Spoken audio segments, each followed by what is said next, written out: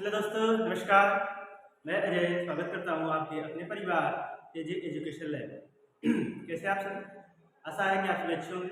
आज हम डीएलएड यानी बीटीसी 2022 के मैथ के प्रश्न यानी जो 2022 में पेपर हुआ था उसमें हम गणित के प्रश्नों को हल करेंगे। किसके प्रश्नों को? गणित के प्रश्नों को हल करेंगे। इसमें बहुविकल्पी प्रश्नों को सिर्फ हल करेंगे। तो आप सभी बने रहेंगे और इन प्रश्नों को अच्छे से देखेंगे, अच्छे तरीके से हल करेंगे। तो चलिए बिना समय गवाए प्रश्नों को शुरू करते हैं। ठीक है, तो चलते हैं। प्रश्न नंबर पहला लेते हैं। प्रश्न नंबर 1 कह रहा है कि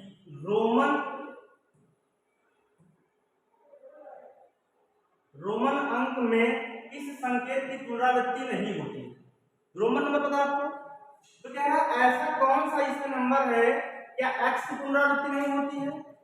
क्या x की पुनरावृत्ति नहीं होती है? क्या c की पुनरावृत्ति नहीं होती है?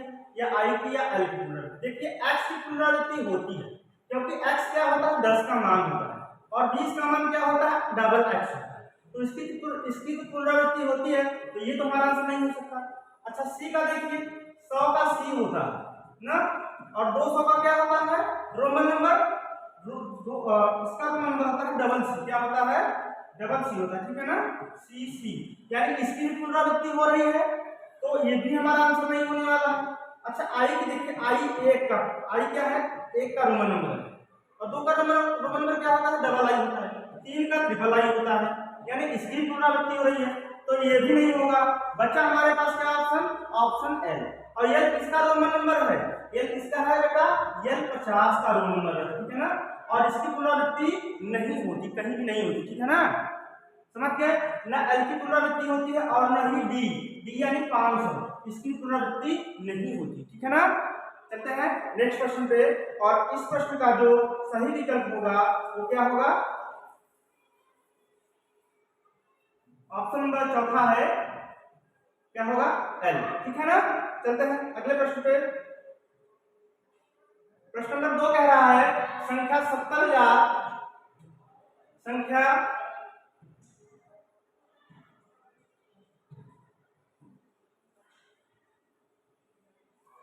चलिए अगले प्रश्न को लेते हैं और बहुत अच्छे तरीके से सीखेंगे, बने रहिएगा आप लोग लास्ट तक। ठीक है, और एक इंटरेस्टिंग टॉपिक है ये भी। चलिए, कह रहा है प्रश्न कि संख्या 70,560 में 5 और अंक 6 के स्थानीय मानों का गुणनफल। देखिए यहाँ देखिए, पहले 70,560 में 5 और 6 का स्थानीय मान क्या होगा? स्थानीय मान क्या होता है? 5 का स्थानीय मान पूछा तो 5 के लिए डंडा खींच लीजिए और 5 लिख लीजिए। ठीक है ना, और 5 के बाद दाहिने तरफ जितनी भी संख्याएं हैं, जितने भी डिजिट हैं, 5 के बाद उतने आप जीरो बढ़ा दीजिए। ठीक है ना, एक अंक 2, 5 के बाद 2 अंक तो 2 जीरो बढ़ा दीजिए। ठीक है ना, ये 500 का स्थानीय मान हो गया। 600 का स्थानीय मान क्या है? 6 लिख दीजिए, 6 के बाद जितने अंक उतने जीरो बढ़ा दीजिए। ठीक है ना, 60 हो गया। यानी 5 का स्थानीय मान क्या है? यहाँ पर 500 है और 6 का स्थानीय मान क्या है? 60 है। और इनका क्या कह रहा है? गुणनफल कह रहा है, यानी 500 गुणे 60, यही होगा ना, 500 गुणे 60। आपको बिल्कुल नहीं घबराना कि आप 500 गुणा 60 करके कुछ नहीं करना। आपको वेरी सिंपल तरीका, अगर संख्याओं के बाद दाएं तरफ सिर्फ जीरो ही जीरो हो तो उनका एक अंक के बाद या 2 अंक के पास सिर्फ जीरो जीरो, तो जीरो को लेंगे नहीं। ठीक है, इनका गुणा हम बहुत अच्छे तरीके से करेंगे, सरल तरीके से हम करेंगे। क्या? 5 और 6 का गुणा करेंगे, जीरो को भी छोड़ देंगे। ठीक है ना, जीरो को भी छोड़ देंगे। हम क्या करेंगे? 5 और 6 का गुणा करेंगे, 5 6 30, 30 आ गया। अब जितने जीरो बचे हैं, जितने जीरो वहां थे, उतने जीरो को उठा के रख दिए, 1 2 और 3, यहाँ 3 जीरो डाल दिए। ठीक है, यही हमारा आंसर हो जाएगा। देखिए कहीं 30,000 ऑप्शन है क्या? 30,000 देखिए ऑप्शन है, देखिए यहाँ देखिए है जी। ठीक है ना, यानी इस प्रश्न का जो सही विकल्प होगा वो ऑप्शन नंबर तीसरा होगा। ठीक है ना, चलते हैं अगले टॉपिक पे। ठीक है, चलिए अगला प्रश्न, चलिए फिर से इस कैलकुलेशन को सीखते हैं। ध्यान दीजिए, प्रश्न लिख रहा था। प्रश्न कह रहा है 0.5 का 4% कितना है? 0.5 का मतलब होता है गुणा, और 4%, किसी भी संख्या के आगे नंबर के आगे प्रतिशत का चिन्ह दिया है, यानी इसका मतलब होता है उसके बटे 100।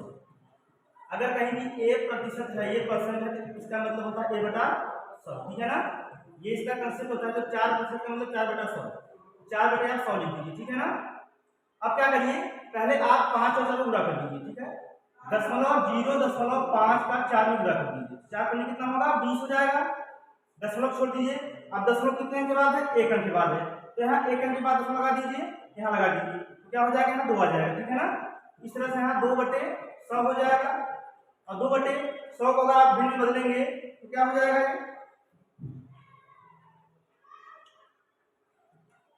ये नीचे कितने जीरो है, 2 जीरो है। अगर ऊपर ये दशमलव जाएगा तो दशमलव 2 बाएं आएगा, ठीक है ना।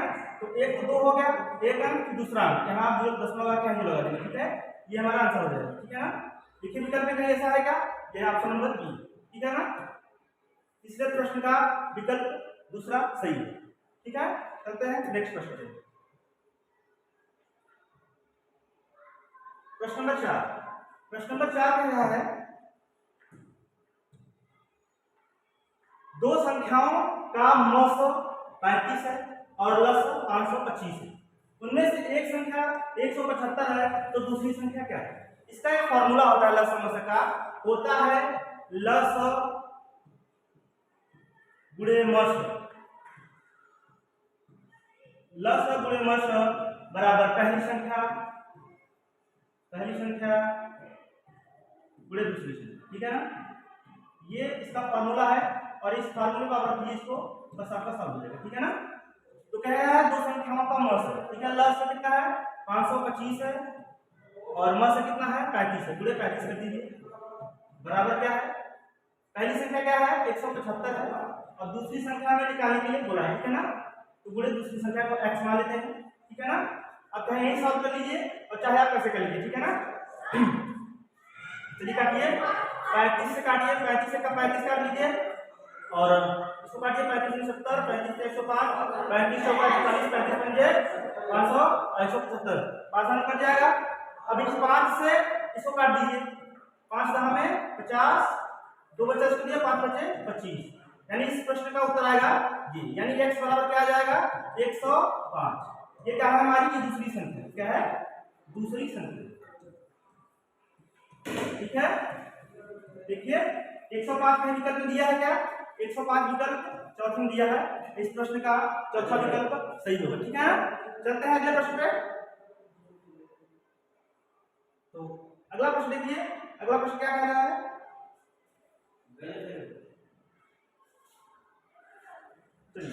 अगला प्रश्न है, कह रहा है कि x माइनस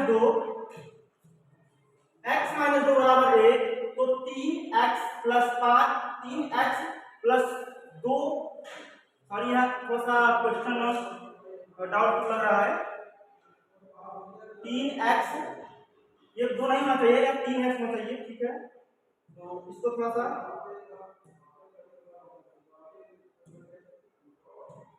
ये प्रश्न थोड़ा सा गड़बड़ लग रहा है, यहाँ 2 नहीं होना चाहिए, ये 2 नहीं होगा, ठीक है ना। 3x प्लस 5x प्लस 2 होना चाहिए प्रश्न, ठीक है ना। तो कह रहा है कि x माइनस 2 इक्वल टू 1, ठीक है ना। अगर संख्या को उधर भेज दो तो x का मान निकाला, अगर x का मान निकालना है तो 2 को उधर भेज दीजिए, ये 1 है, ये माइनस 2 है, इधर जाएगा तो प्लस 2 हो जाएगा।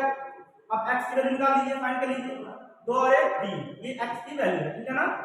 अब x की वैल्यू हमें पता हो गई और इस आप समीकरण में इसको पुट कर दीजिए वैल्यू को, ठीक है ना। जहां जहां आपको x लिखना है वहां आप 3 रख दीजिए, ठीक है। चलिए करते हैं, क्वेश्चन है 3x प्लस 5x प्लस 2, ठीक है ना। तो 3 गुणे x की वैल्यू 3 है, सॉरी यहाँ ये पावर है, हाँ याद आ गया, ये संख्या है जो 2 है ना, ये x स्क्वायर है, ठीक है ना, अभी याद आ गया।